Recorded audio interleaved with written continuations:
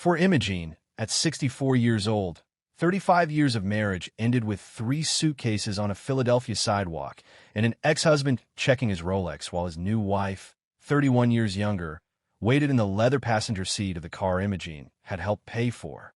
Her adult son wouldn't answer her calls.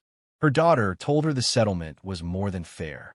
Her savings would barely cover 3 months in a studio apartment. And when Imogene spent the last of her divorce money on a boarded-up Victorian house in a forgotten Pennsylvania coal town, a property so lost to time it had slipped off the county's current maps, everyone said she had finally broken. But Imogene had seen something in that abandoned house that 35 years of shelved architectural knowledge she'd buried to be a wife, had prepared her to recognize. And with her own hands, at 64 years old, she began to bring a forgotten building and a forgotten woman back from the dead. The house Imogene restored left historic preservation experts speechless. But what she uncovered inside those walls, another woman's erased legacy, her own buried purpose, the architect who had always existed beneath the supportive wife, changed everything. This is Imogene's story. Proof that knowledge never expires. 64 isn't too late, and the best revenge is finally living. Subscribe now, because dreams don't age. Before we jump back in, tell us where you're tuning in from, and if this story touches you, make sure you're subscribed, because tomorrow I've saved something extra special for you. Imogene Rasmussen was 64 years old, and standing on the brick sidewalk of a Chestnut Hill street she had called home for 28 years, holding a ceramic mug of tea that had gone cold in her hand, watching movers carry her belongings out of a house that was no longer hers. The divorce had been finalized that morning. 35 years of marriage dissolved in a conference room that smelled like industrial carpet cleaner and Hollis's expensive cologne. The numbers had been read aloud by his attorney, a woman named Margot something, who Imogene was sure was kind to her own mother, but who read the terms of Imogene's dismissal with the flat tone of someone reciting lunch specials. Hollis kept the Chestnut Hill house. He kept the shore property in Stone Harbor. He kept Rasmussen Construction and Development, the company Imogene had helped him start in 1992 by drafting his first real set of blueprints for free on their kitchen table. He kept both vehicles. He kept the retirement accounts in his name, which, it turned out, was most of them. Imogene got $42,000. $42,000 for 35 years. "You're being dramatic, Jeannie," Hollis had said when she stared at the number too long. "That's liquid. You'll land on your feet. You always do." He said it the way you'd encourage a contestant on a game show. Sienna Brooks was waiting in the car. Imogene had seen her only twice before. The first time 6 months ago, at a holiday party Imogene hadn't been invited to, but had gone to anyway, because she was still, on paper, Hollis's wife. Sienna was 31. A corporate attorney at the firm that handled Rasmussen Construction's contracts. Long dark hair, a laugh that could cut glass. She had looked at Imogene that night with a mixture of pity and embarrassment, as though Imogene were an antique chair someone had forgotten to remove from the room. Now Sienna was in the passenger seat of Hollis's Range Rover, scrolling on her phone, waiting for her new husband to finish the last piece of old business.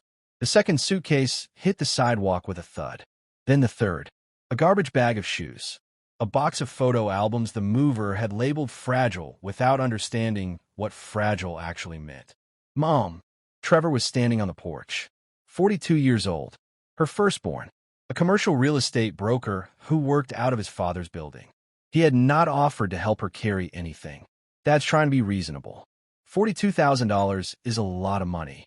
It's what's left after your father moved the rest, Imogene said quietly.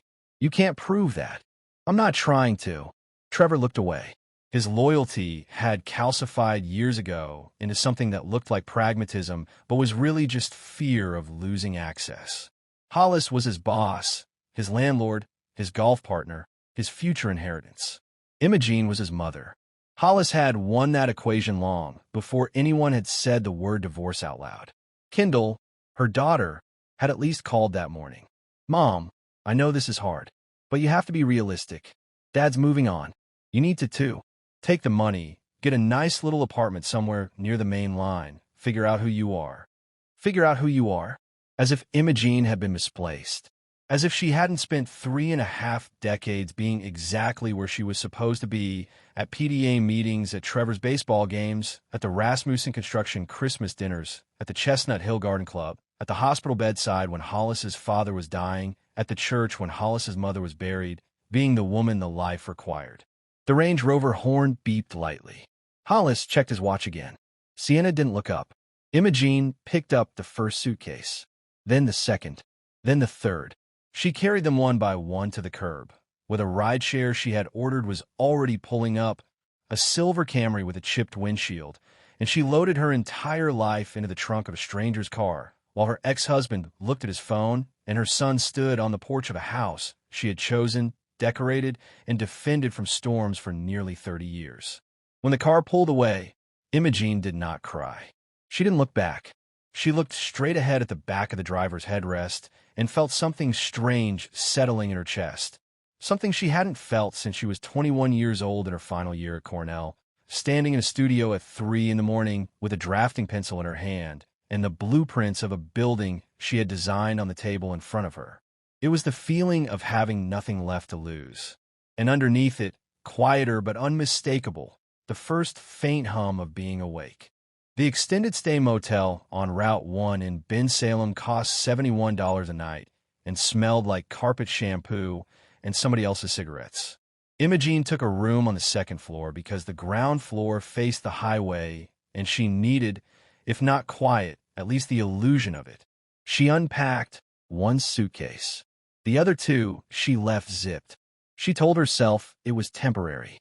The first week, she slept 13 hours a night. The second week, she couldn't sleep at all. She called Kendall on a Tuesday. Voicemail. She called Trevor on a Thursday. He picked up on the fourth ring, said he was heading into a meeting, and promised to call her back. He didn't. She stopped calling after the third, unanswered week. The math was simple and brutal. Hollis was their future. She was their past. They had done the arithmetic long before the papers were signed. Her savings fell faster than she'd imagined possible. $71 a night was $2,130 a month before she had eaten a single meal or paid for gasoline. She applied for apartments in Roxborough, in Manayunk, in Ambler. Everyone required first month, last month, and security, plus proof of income she no longer had. A teacher's pension from the 5 years she'd worked before Trevor was born paid her $612 a month. Her Social Security wouldn't kick in at full value until 67. She watched the $42,000 drain like bathwater. One night in the motel, unable to sleep, she opened her laptop and typed her own name into a search engine. Imogene Rasmussen. Nothing came up. Not a profile, not a byline, not a picture. 35 years of her life had produced no public record. She tried her maiden name, Imogene Vass, and there, 4 pages deep, she found a line from a 1986 Cornell Daily Sun article about an undergraduate design competition. Imogene Vass, third-year architecture student, received honorable mention for her adaptive reuse proposal of the Ithaca Rail Depot. She sat looking at that sentence for a long time. She could still see the drawings. She could still smell the vellum. Preparing and narrating this story took us a lot of time. So if you're enjoying it, subscribe to our channel. It means a lot to us. Now back to the story. She had met Hollis in the spring of 1988, 3 months before her graduation. A mutual friend's engagement party on a rooftop in Old City. He was 26, already running a 2-truck demolition outfit that he swore would be a construction empire within a decade. He had told her, that first night, that her hands looked like an architect's hands. He had meant it as a compliment, and she had taken it as one. She had been accepted into the graduate program at Penn. She had been offered a junior drafting position at a boutique preservation firm in Center City. She had been, in every measurable sense, on her way. Hollis had asked her to marry him 9 months later. He was charming in the specific way of men who have decided exactly what they want from life and have begun assembling it. "You don't need grad school," he told her on the porch of her parents' house in Lancaster. "You'll learn more on real jobs with me than you'll ever learn in a studio. I'm building something, Jeannie. I want you in it." She had believed him. She had believed, too, that the preservation firm would still be there in a year or two or 5, when the business was stable and they could breathe. Trevor was born in 1990, Kindle in 1993. The preservation firm merged with a larger group in 1995, and the junior position evaporated into someone else's career. Imogene drafted Hollis's first commercial bid on the kitchen table in 1992, while Trevor slept in a bouncer at her feet.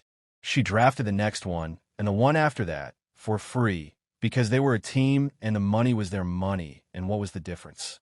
By the time Rasmussen Construction was incorporated, she had stopped signing her drawings. By the time they bought the Chestnut Hill house, she had packed her drafting tools into a cedar trunk in the attic and set a framed photograph of her 3-year-old daughter on top of it. The trunk had stayed closed for 27 years. In the motel, on a Thursday in late October, Imogene drove back to the Chestnut Hill house while Hollis was at work and asked the cleaning woman, a Honduran woman named Marisol who had cried when she heard about the divorce, if she could go up to the attic one last time. Marisol unlocked the door without a word. The trunk was still there. Dust, 2 dead moths, the photograph of Kendall at 3, unchanged. Imogene carried the trunk down 3 flights of stairs by herself. She loaded it into the back of her 2011 Civic. She drove back to the motel. She did not open it that night. She sat on the motel carpet and looked at it the way you look at something that might still bite. She opened the trunk on a Sunday morning with the motel curtains drawn. Inside was a life she had forgotten she owned. Her drafting set in its mahogany case, the pencils still sharp. 3 rolls of vellum drawings from her final studio at Cornell. A stack of sketchbooks.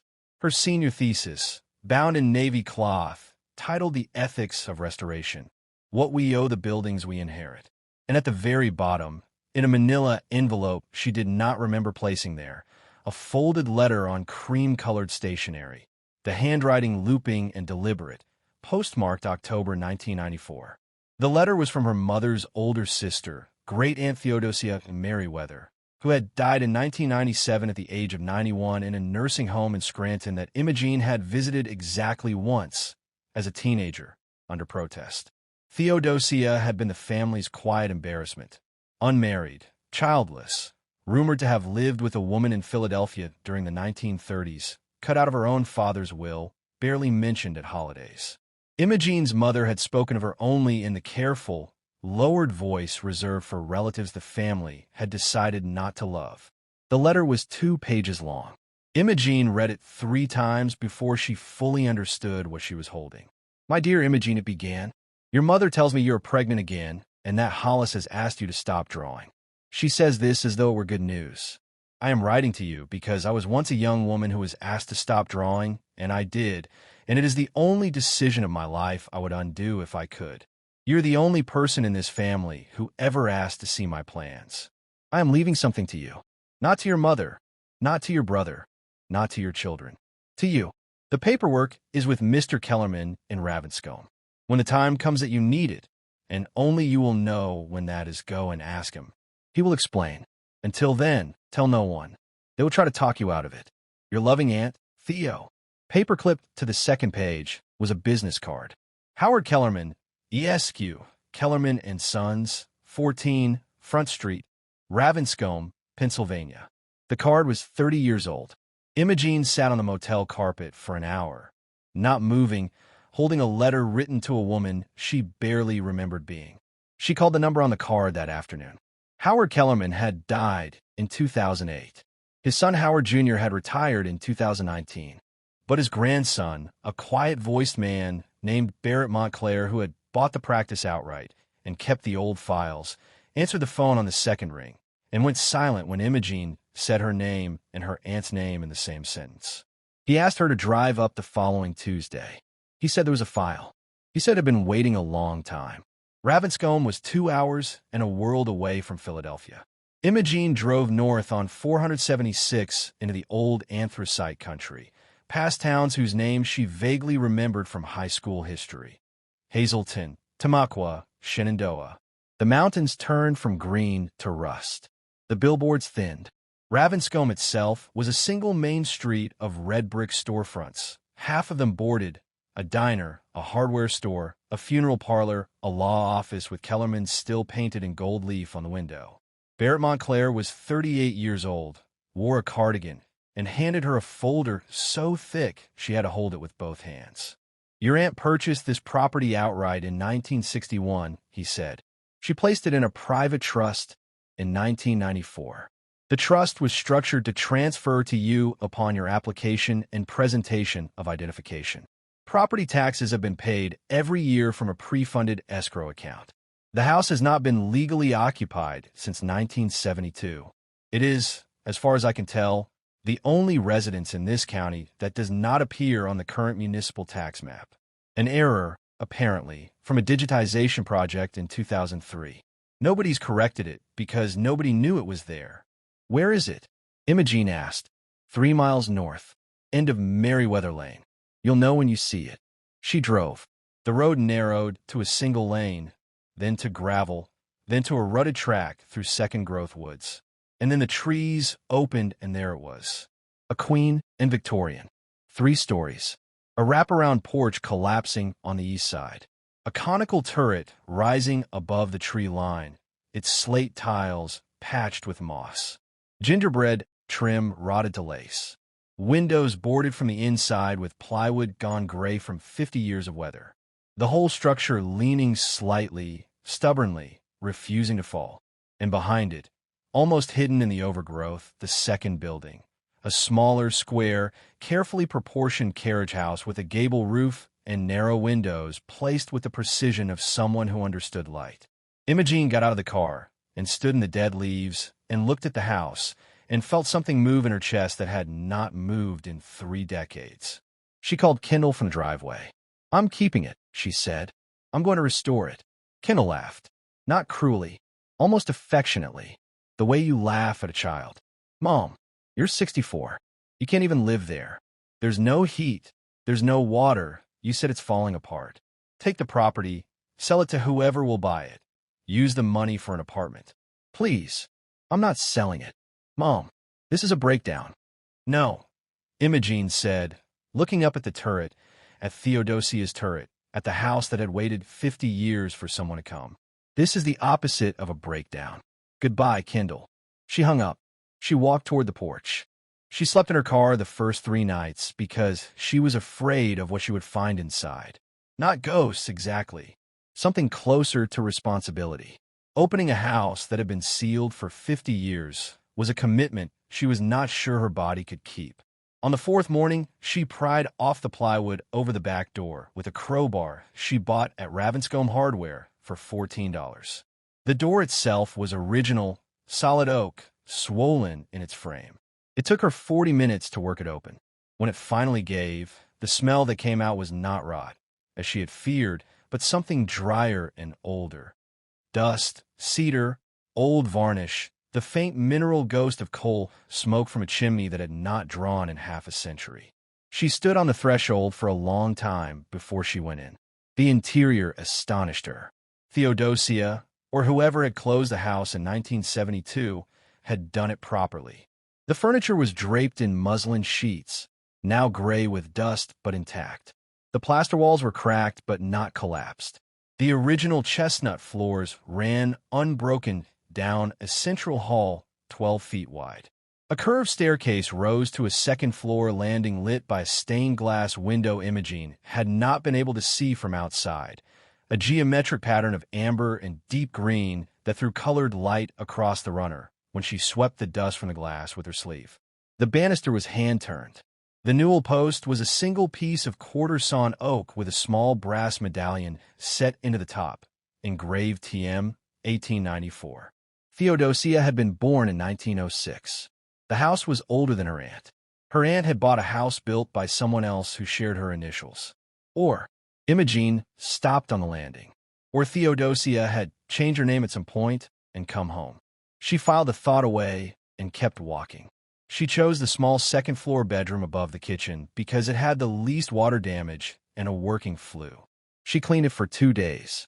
She bought a cot, a camp stove, a battery lantern, a 5-gallon water jug, and a propane heater from the Ravenscombe Hardware, whose owner, a man named Peter Hofstadter, watched her purchases accumulate over several trips and finally asked, without judgment, "You're in the old Meriwether place, aren't you?" When she said yes, he nodded once and gave her his cell number in case the propane ran low. The first month was assessment. Imogene walked every room with a clipboard and her drafting pencils, measuring, sketching, noting. Her hands remembered what her mind had forgotten.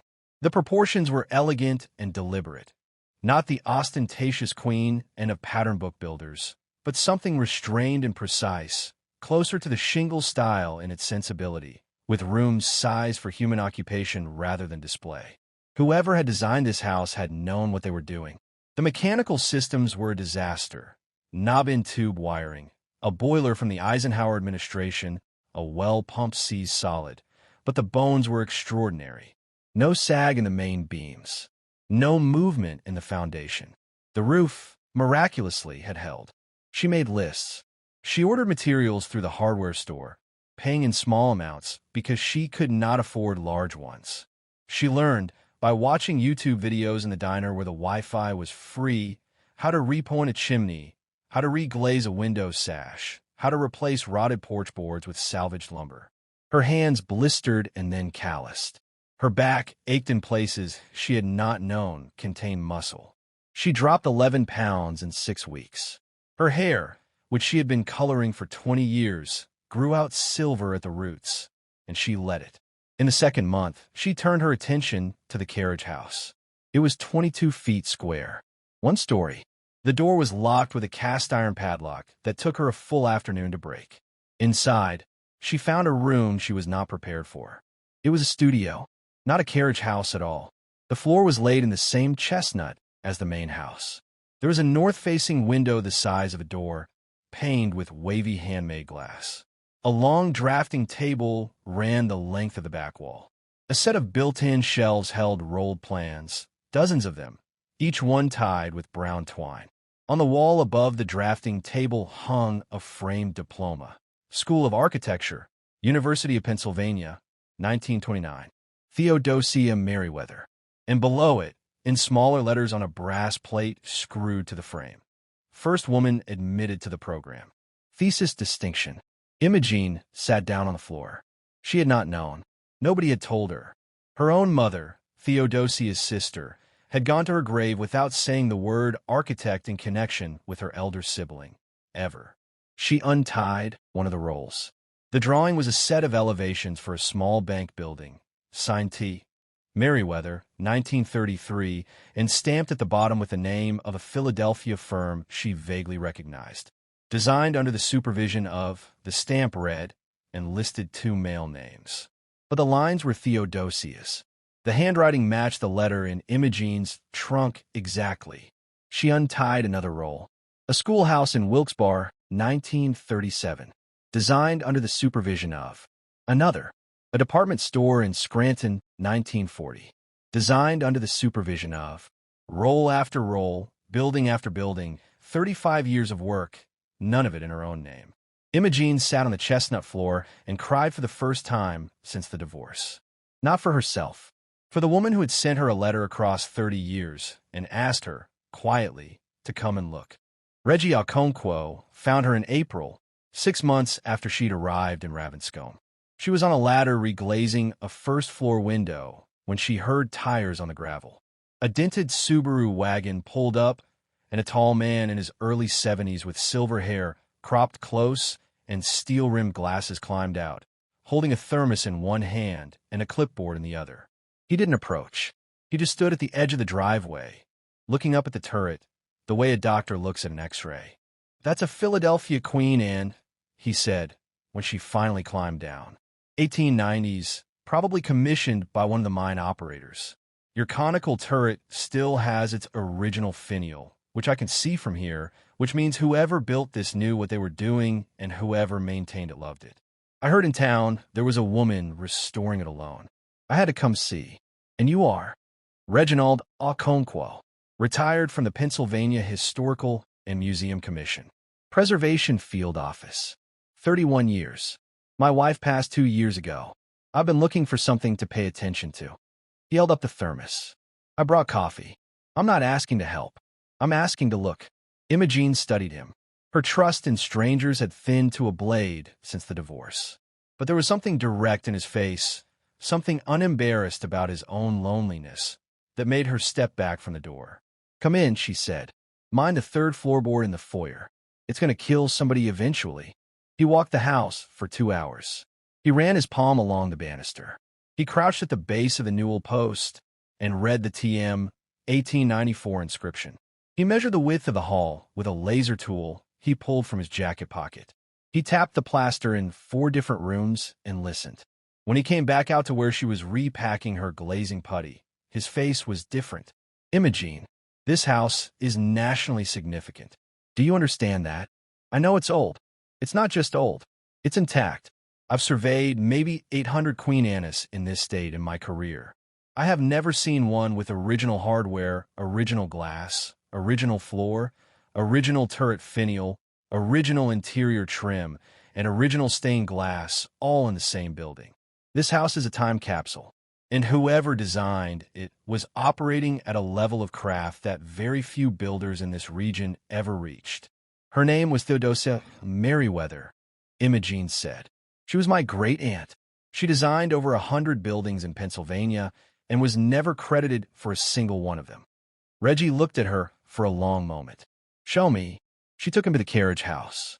He stood in front of the framed diploma without speaking.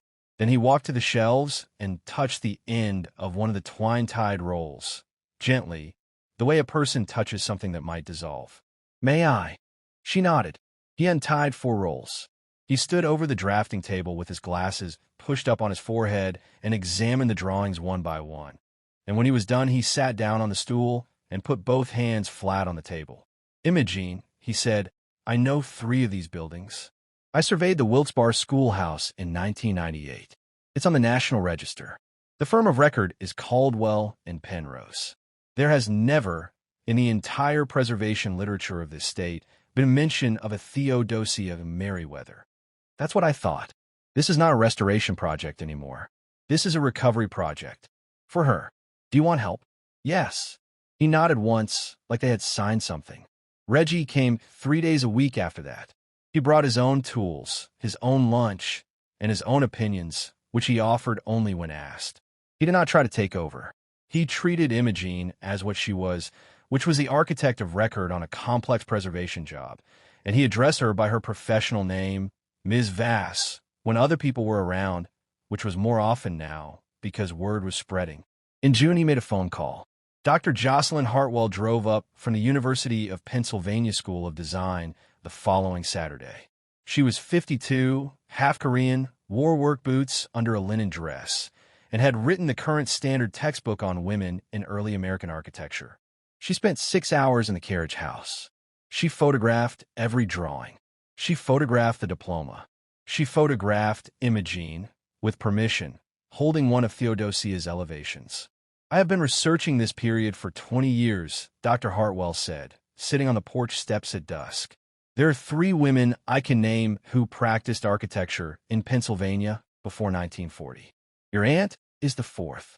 Her body of work, if we can authenticate the attributions in these drawings, is larger than the other 3 combined. This is a major find, not a regional one, a national one. What happens now?" Imogene asked. "Now we write. Together, if you're willing. And we apply for a National Register nomination for this property under its own historical merit. And I introduce you to the Heritage Hollow Preservation Guild, which funds adaptive reuse projects led by underrepresented practitioners, and which is going to lose its collective mind when I tell them what's sitting on this hillside." Imogene watched the light fade behind the turret. Reggie was inside, washing out coffee cups. "Dr. Hartwell," she said quietly, "I was an architecture student. A long time ago. I never practiced." "Ms. Vass," Dr. Hartwell said, "you are practicing right now." Hollis arrived on a Saturday in late August. Imogene was on the wraparound porch, now structurally sound on all 4 sides, scraping 50 years of lead paint off the original porch ceiling beadboard. She heard the Range Rover before she saw it, the low, confident purr of a V8 that did not belong on a gravel road. She did not come down from her stepladder. He parked badly, one tire on the grass, and got out in loafers and a navy quarter-zip and sunglasses that cost more than her propane bill for the winter. He stood at the bottom of the porch steps, taking in the house with the same appraising look he had given every job site for 30 years. The look that assessed, that priced, that cataloged what a thing could be extracted for. "Jeannie," he said, "you've been busy." "Alice." The guy at the hardware store gave me directions. "He seemed to know you. Most people here do. May I come up?" "You may stand where you are." He took off the sunglasses. He tried, briefly, the face he used to use when he wanted her to forgive something. It had not worked in a decade, and it did not work now. "I wanted to see how you were doing. I heard you'd gone up into the coal country and bought an old house. I was worried." "You weren't worried enough to return 2 voicemails or reply to 1 email in 10 months. Why are you actually here?" He glanced at the turret, at the rebuilt porch, at the stacks of restoration-grade lumber under tarps in the side yard, at the new copper downspouts that had cost her 6 weeks of careful budgeting. "I've been talking to some preservation people in Philadelphia about the Merriweather find. It's impressive, Jeannie. I want you to know I think it's genuinely impressive. I also want to be practical with you. This property, with that story attached to it, could be worth real money. Developers who specialize in heritage tourism are already circling. I have relationships. I could help you move this at a serious number. I take a broker's fee only. Friendly terms. How much do you think it's worth?" she asked, curious in the clinical way she had become curious about many things in the last several months. "Depending on condition and the National Register application timing. 900,000. Maybe $1.2 million on the right day to the right buyer. It's already appraised for 1.7, Imogene said. And it's not for sale. Not to you. Not to your contacts. Not ever. The Theodosia Merriweather Archive is going to operate out of the carriage house as a permanent educational facility. The Heritage Hollow Preservation Guild is signing a 40-year stewardship partnership with me next month. The house is being entered into an irrevocable preservation trust that legally prevents its sale for profit. So you've had a long drive for nothing, Hollis. I'm sorry about your gas." His face changed then. She had known it would. She had watched it change across a kitchen island for 35 years whenever a deal went sideways. The affable mask dropped, and the thing underneath, the thing that had built an empire by never, ever losing a negotiation, came forward. "You bought this property with marital assets, Jeannie. I bought this property with my divorce settlement, which was final and unconditional. My attorneys disagree. Then we'll let them disagree in court." He put his sunglasses back on. He did not say goodbye. She listened to the Range Rover retreat down the gravel lane, and she stayed on her ladder, and she finished the section of beadboard she had been scraping, and she did not let her hands shake until after the sound of the engine had died. The certified letter arrived 9 days later. The suit was an ambush of invented claims. Fraudulent concealment of the Merriweather inheritance during divorce proceedings. Improper use of marital settlement funds on a property with undisclosed material value. Claim for constructive trust over a percentage of the appreciated estate.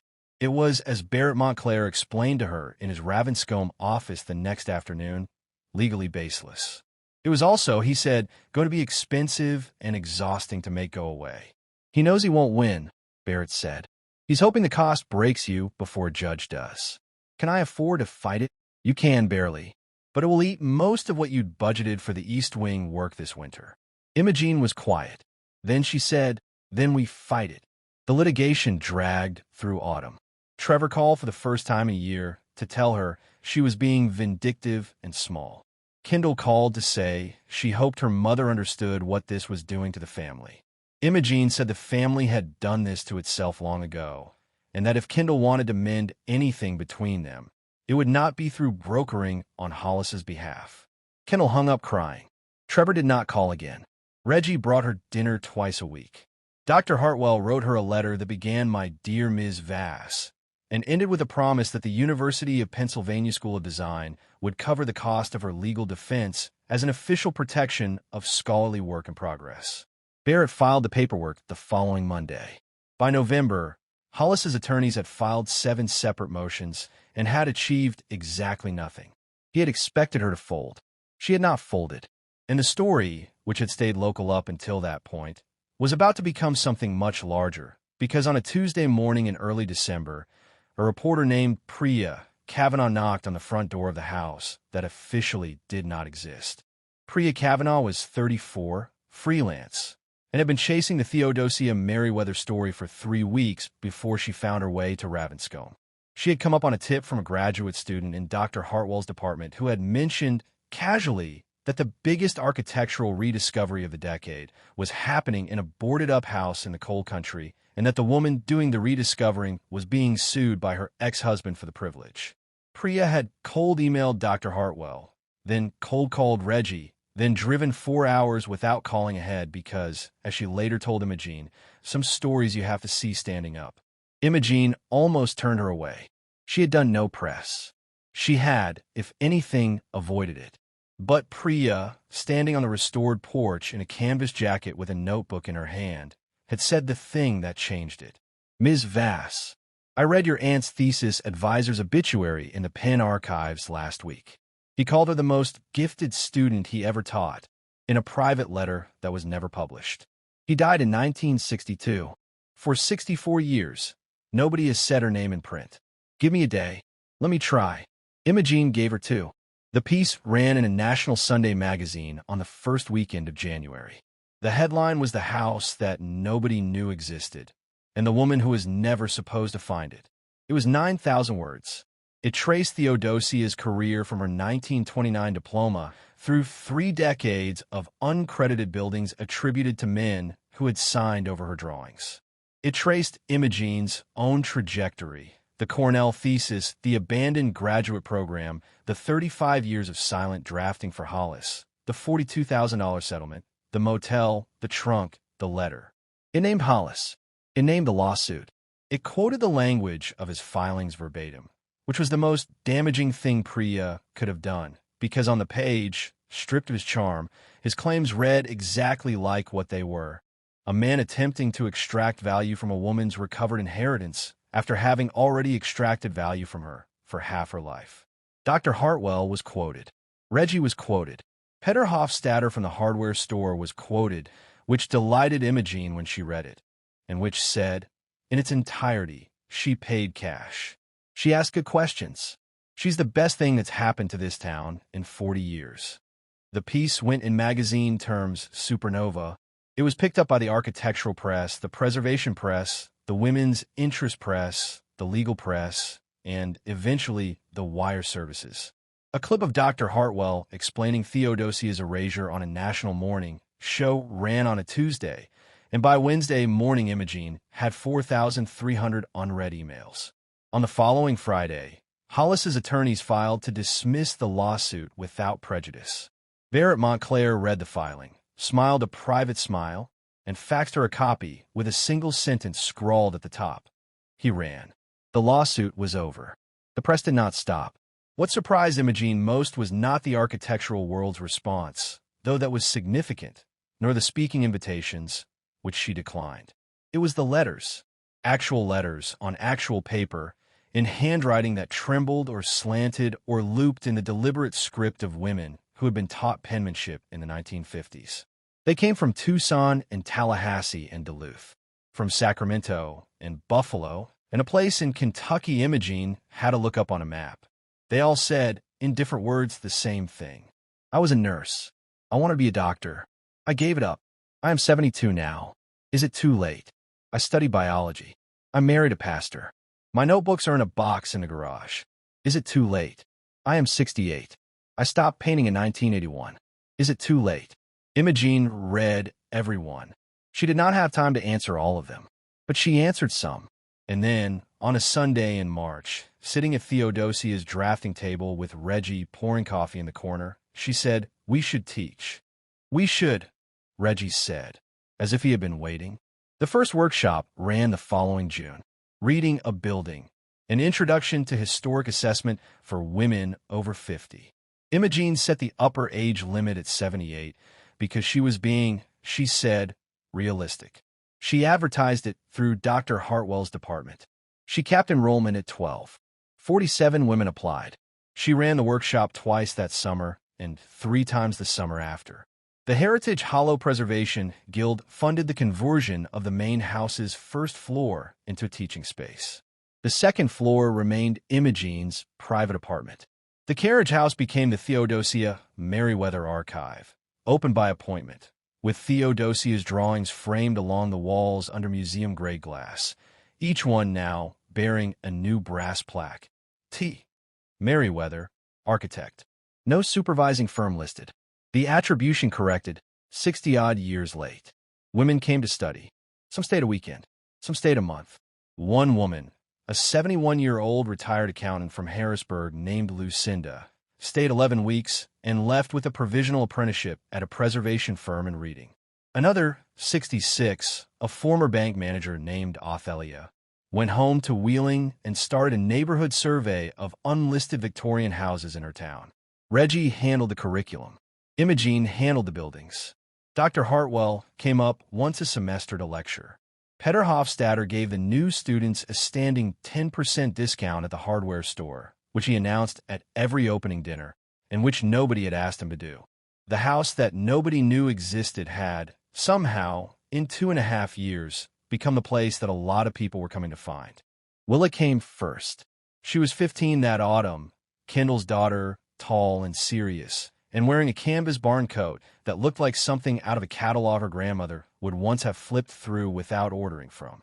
She arrived on a Saturday in October, unannounced, driven by her mother, who waited in the car at the bottom of the lane for a long time before finally walking up to the porch. Imogene was on her knees in the front parlor, rehanging a section of baseboard. She heard the footsteps on the porch boards and looked up, expecting a student or a guild inspector or Reggie back from the hardware store. Instead, she saw her granddaughter, whom she had not been allowed to see in nearly 3 years. "Grandma," Willa said. She was holding a printout of Priya's article, folded into a square. Imogene sat back on her heels. Then she stood up slowly and wiped her hands on her work apron and crossed the room and held her granddaughter for the first time since the girl was 12 years old. Kendall was on the porch now, her hands in her coat pockets, not coming inside. She had been crying in the car, Imogene could see. Not the performative, crying Imogene remembered from the divorce phone calls. Something quieter and much older.